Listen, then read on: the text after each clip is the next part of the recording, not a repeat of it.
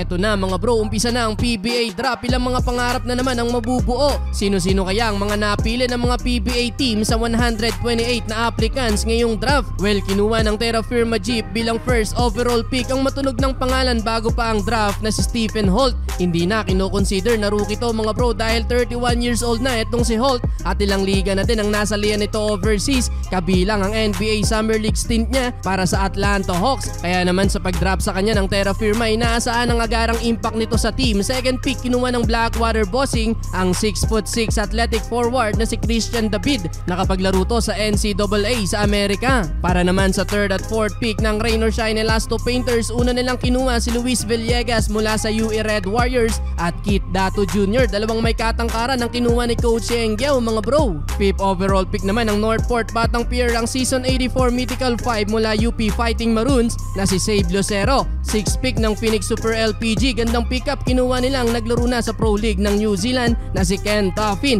ang tinanghal ding bilang best shooter noong draft combined. Seventh pick ng NLEX Road Warriors mula ulit sa UE Red Warriors mga bro na si Richie, hindi Rivero kundi Richie Rogers. Eighth pick ng Meralco Bulls etong 6'8" center na si Brandon Bates. 9 at 10 pick ay hawak ng Converge mga bro, una na lang kinuha ang inaasahan sanang top 5 na si Shawnee Winston at BJ Andrade. 11 pick mga bro, kinuha ng Northport etong si Cade Flores at ang tumapos sa first round. 12 pick ng Terra Firma Jeep si TJ Miller. Well, second round Terra Firma Jeep ulit. 13 pick kinuha nila si Ken Mart Carino. 14 pick kinuha ng Converge etong si Brian Santos at 15 pick ng Rain or Shine si Henry Galinato. Para naman sa 16 at 17 pick ng Phoenix Super LPG, una nilang kinuha ang isa sa alaga ni Coach Tab sa Ateneo na si Rafi Verano. Sumunod ang pinakasikat na pangalan ngayong draft mga bro na si Richie Rivero. Inaasahan na first rounder sana tong si Richie, yun nga lang hindi nangyari to, pero nonetheless mga bro, at least nakakuha pa din siya ng Phoenix Super LPG. 18 pick ng NLEX mga bro, kinuha nila sa Enoch Valdez. 19 pick si John Luis de los Santos para sa Converge. 20 pick naman mula San Beda na si James Quequete.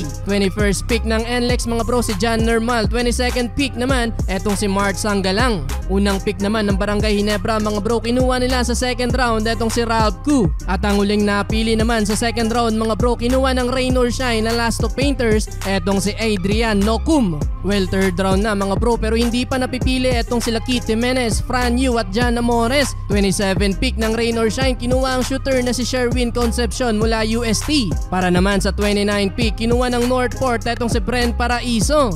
Well, 33rd pick ng TNT mga bro sa third round, nagpass ang tropang Giga. Third rounder pick naman ng Barangay Ginebra mga bro, ang naglaro na sa kanila nito lang preseason na si Kim Aurin. Huling pick naman mga bro sa third round, kinuha ng Beerman etong si John Troy Malilin. Fourth round mga bro, may mga napili pa ding mga players. Una na dyan yung mga nag-stand out nung PBA draft combined. Kinuha na din ng Northport mga bro bilang 5th pick ng fourth round etong si Fran Yu. Laktaw tayo mga bro, 5th pick ng 5th round mga bro, dinarap ng Northport Batang Pier etong si Jan Amores. Well, third pick ng 9th round mga bro, nakuha ng San Miguel Beerman at posibleng maging teammate ni TR7 etong si Keith Jimenez.